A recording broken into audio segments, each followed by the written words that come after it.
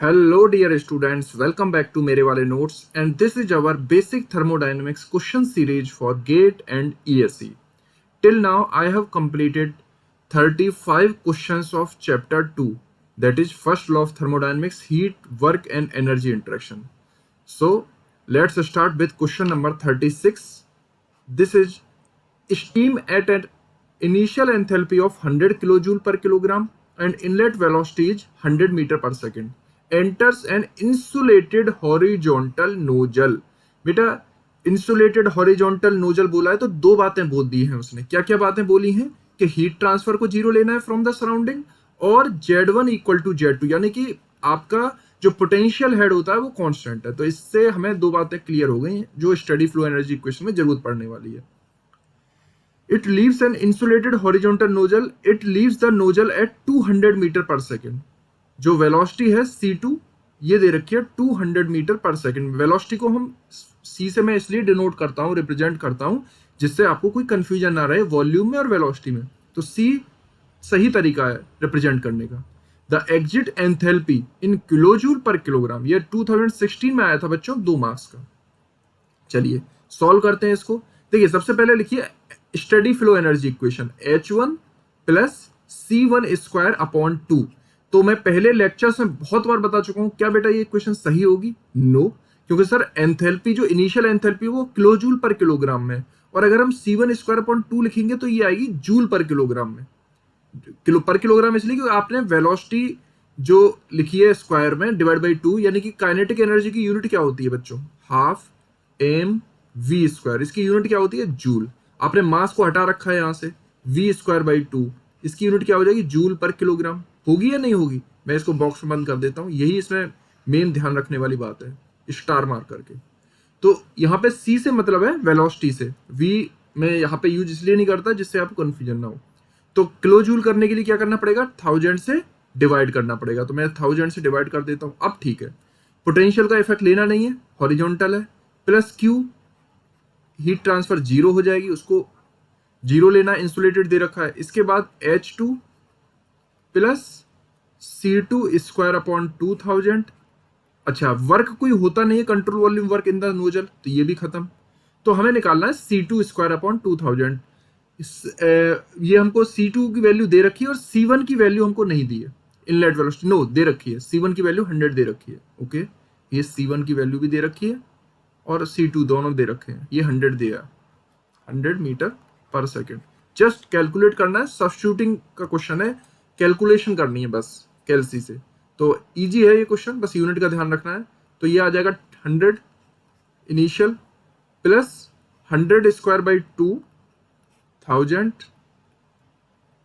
Equal to H2 जो हमें calculate करना है, और ये वेलोसिटी दे रखी थी 200 स्क्वायर अपॉन 2000 से. क्यों कर रहे हैं? यूनिट बैलेंस करने के लिए. तो आप निकालिए, H2 आ रहा है आपका 85 किलो जूल पर किलोग्राम. तो दिस इज योर आंसर. ठीक है, यहाँ पे याद रखने वाली बात क्या थी कि आपको 2000 से डिवाइड करना है. बाकी ये इजी क्वेश्चन है. ओके, ऐसे क्वेश्चन भी गेट में आए हुए हैं.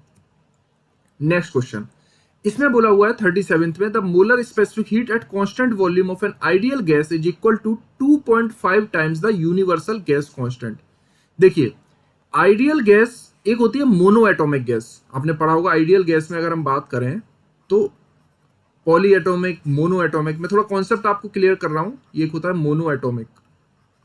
ठीक है, हालांकि इस क्वेश्चन में इसकी रिक्वायरमेंट नहीं है, बट मैं कॉन्सेप्ट भी आपको बताता रहता हूँ बीच बीच में, जो आगे क्वेश्चनों में यूज होता है, अपकमिंग एग्जाम में यूज हो सकता है. एक होता है पॉली एटॉमिक. ठीक है, तो एयर को हम क्या मानते हैं? इस कैटेगरी में रखते हैं, डाई एटॉमिक में. तो इसमें वैल्यू जो इसमें दे रखी है, molar specific heat at constant volume, CV की वैल्यू ये दे रखी है 2.5 ऑफ यूनिवर्सल गैस कांस्टेंट. अगर हम इसकी बात करें मोनो एटॉमिक की, कितनी हो जाती है? CV इक्वल टू 1.5 आर बार.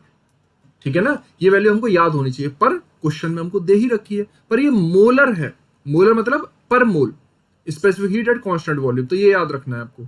चलिए, तो इस क्वेश्चन में पूछा क्या है? When the temperature increases by 100 kelvin the change in molar specific enthalpy.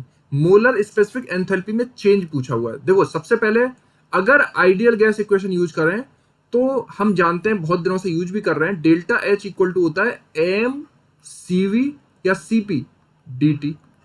होता है, लेकिन अब की बार ये होता है पर मास के टर्म में, इन मास यूनिट्स, ठीक है ना।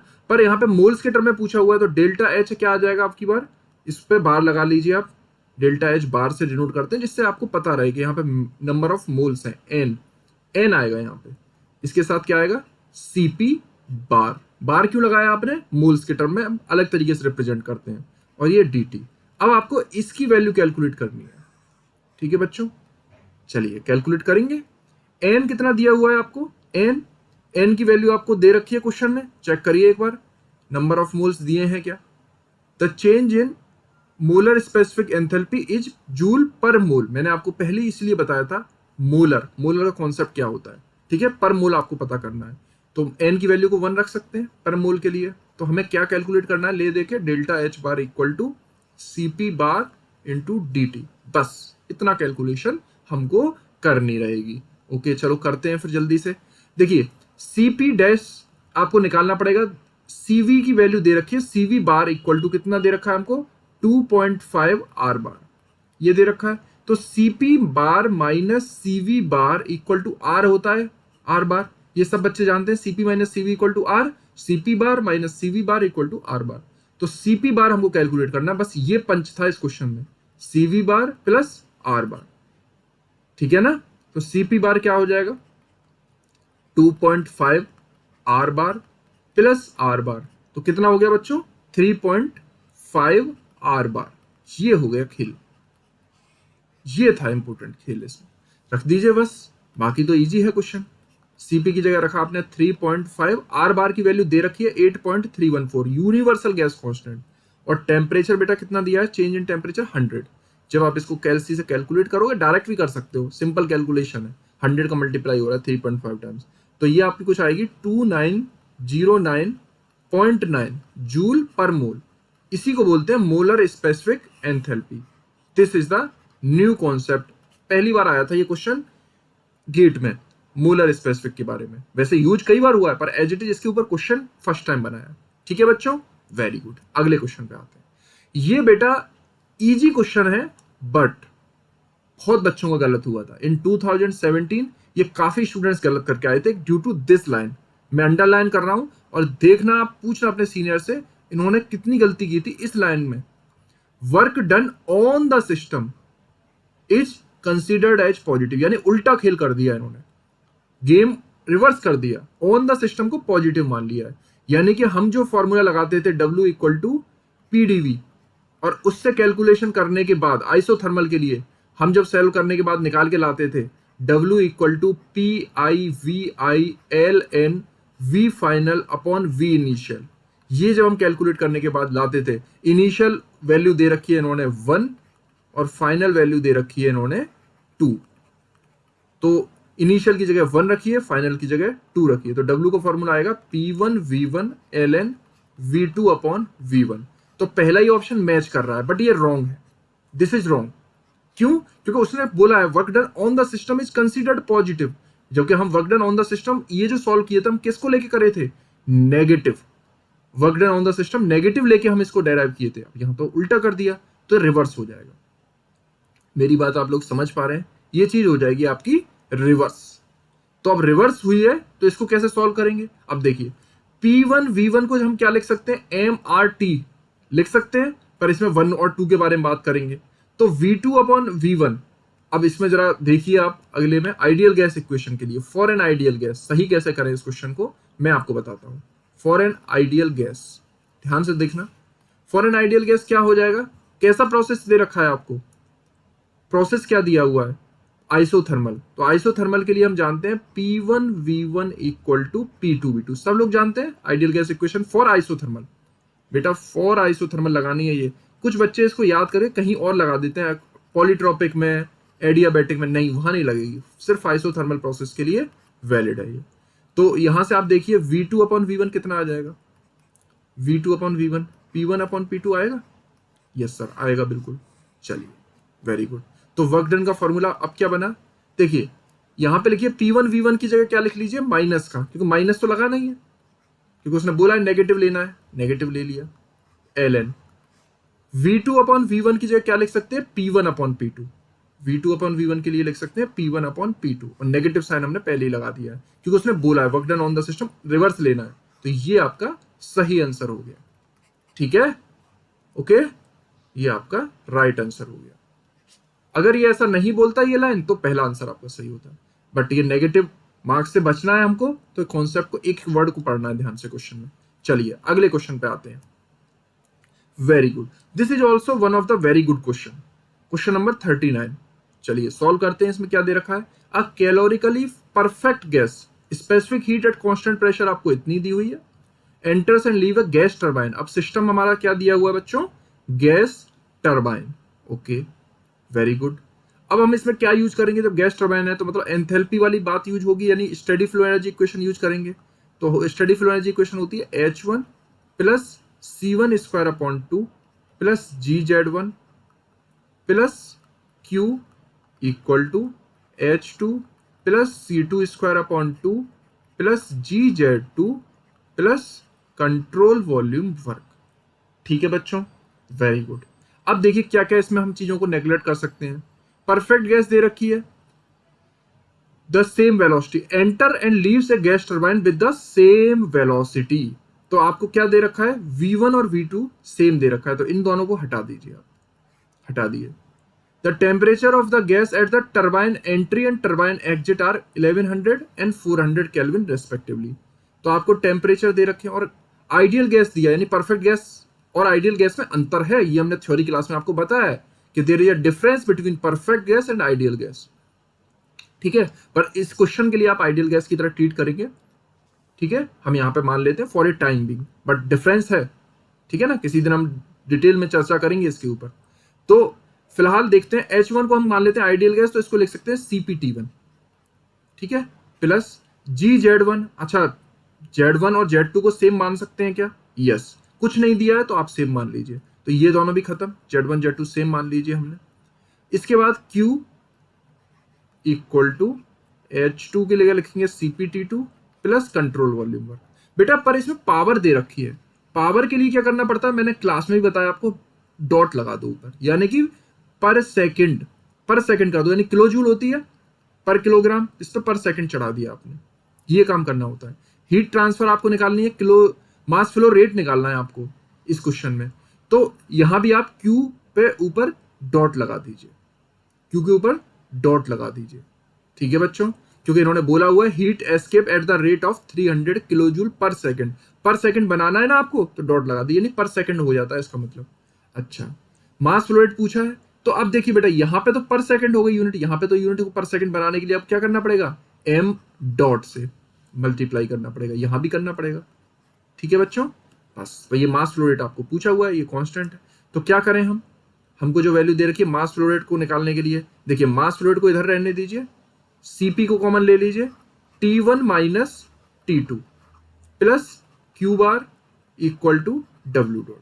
बस अब डायरेक्ट आपको सॉल्व करना है, तो m डॉट Cp की वैल्यू कितनी दी हुई है जरा एक बार चेक कर लीजिए, 1000 दे रखा है। ठीक है जी, 1000 ले लेते हैं जूल में, ये याद रखना है आपको जब वैल्यू पुट करें। टेम्परेचर का डिफरेंस दिया है 1100 माइनस 400, वेरी गुड।